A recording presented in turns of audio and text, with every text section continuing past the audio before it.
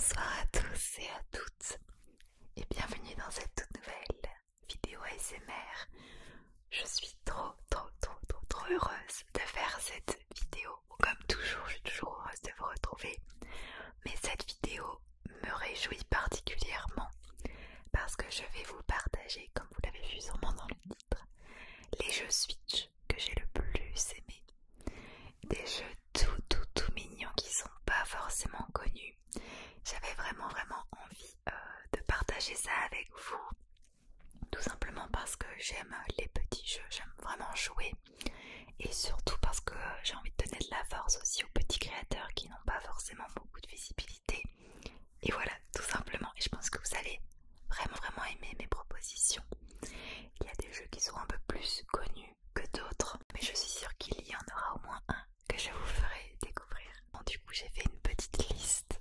Je suis très scolaire et dans cette vidéo, du coup, j'essaierai de vous mettre des images de chaque jeu pour que vous puissiez bien voir. Donc, c'est une petite vidéo tranquillou pilou, petite vidéo cosy, une petite vidéo relaxante, je l'espère pour vous. Donc, c'est parti avec le jeu numéro 1. Le tout premier jeu que je vais vous présenter est dans mon top 3. Donc en tout, je vais vous en présenter 10, comme ça vous savez. Mais celui que je vais vous parler maintenant, c'est vraiment un coup de cœur pour moi. Vraiment. Et ça s'appelle Gris. Ce jeu est une œuvre d'art. Si vous n'avez pas eu l'occasion de jouer à ce jeu, je vous le conseille à 1000%. Vraiment, c'est un jeu qui est poétique, très poétique, que ce soit dans la musique, on y retrouve beaucoup de piano, ou dans les messages qui sont passés. D'ailleurs, le message de fond, ça parle beaucoup du deuil. C'est vraiment un jeu qui a une morale très forte, qui transmet des messages également très forts. Alors additionné à ça, le piano, moi, je peux vous dire, j'ai pleuré plus d'une fois. Gris est un jeu qui parle d'une jeune fille qui se réveille dans la paume de la statue d'une femme qui s'effondre.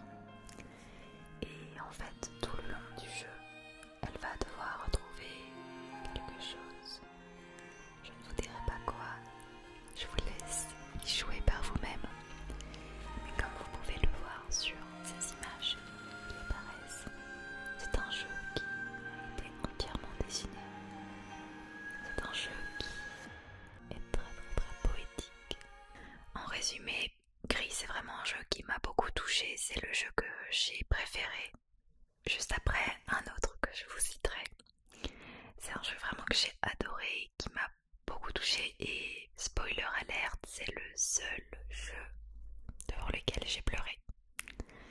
Oui, c'est très émouvant, mais c'est tellement prenant. Et je me souviens que le jour où je l'ai pris, j'y ai joué tous les jours, j'arrivais pas à m'arrêter jusqu'à ce que je le finisse. Pour le deuxième jeu, je vais vous parler de Unpacking.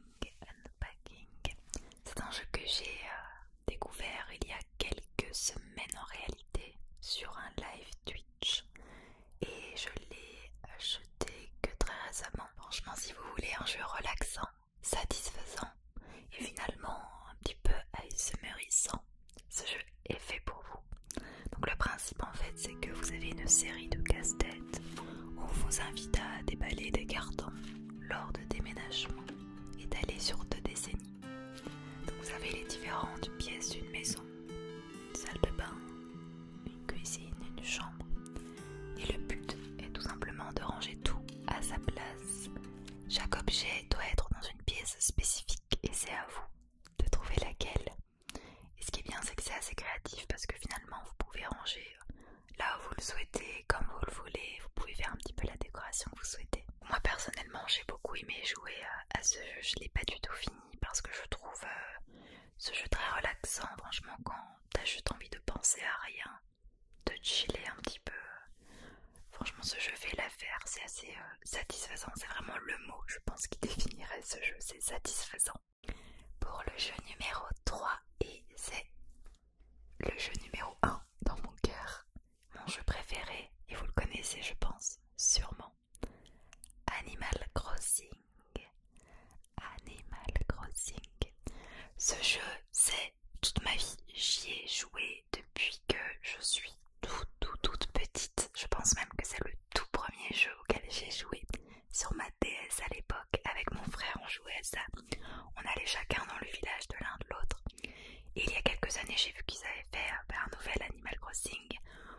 plus évolué, avec des graphismes beaucoup plus évolués que ceux que j'avais finalement en tête depuis plusieurs années.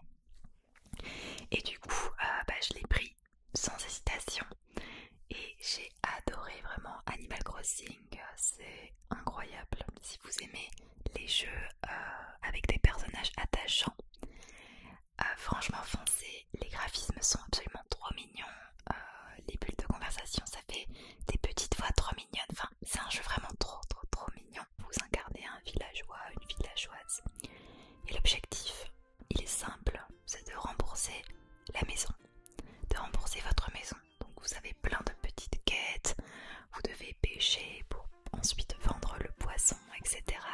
Vous devez secouer les arbres pour déjà parfois aussi vous nourrir, mais également les revendre. Vous avez la possibilité aussi d'acheter des vêtements, d'acheter des petits accessoires dans le petit shop.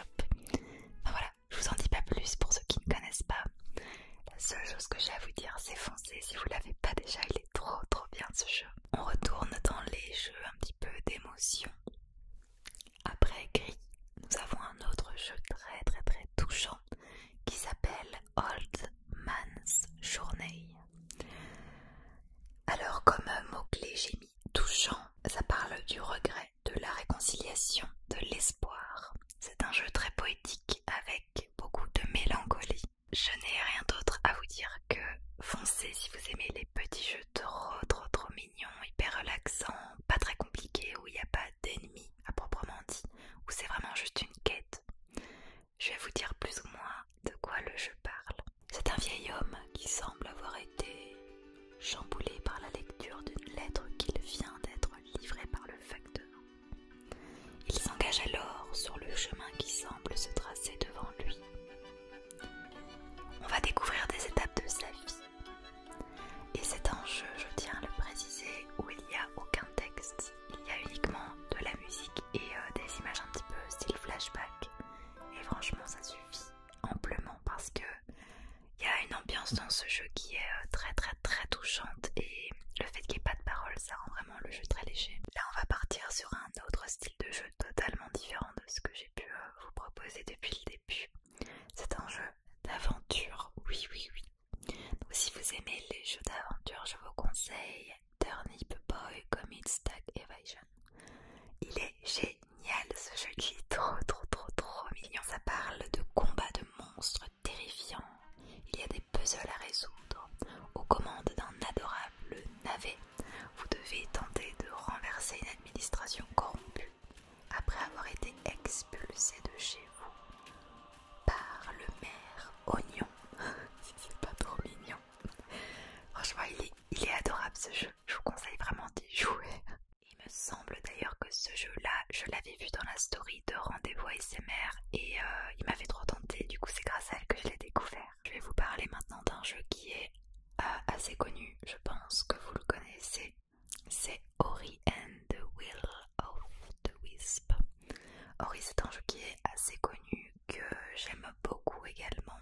Les graphismes sont vraiment, mais c'est incroyable, vraiment c'est magnifique. Dans ce jeu, vous incarnez donc Ori, accompagné de sa famille d'adoption et en particulier d'une jeune chouette nommée Q.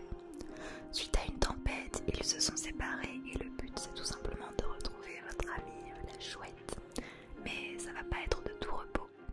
Les décors sont magnifiques, les couleurs utilisées aussi, les cinématiques aussi, enfin franchement magnifique, vraiment très beau jeu. C'est parti pour de nouveau un jeu qui est touchant. J'aime beaucoup les jeux qui racontent une histoire où il y a vraiment des messages de fond. Personnellement c'est vraiment ça que j'aime. Du coup le prochain jeu que je vais vous parler c'est Arise. Je pense que ça se prononce comme ça. Alors ce jeu, alors il est touchant. Il y a une vraie histoire de fond et surtout les musiques.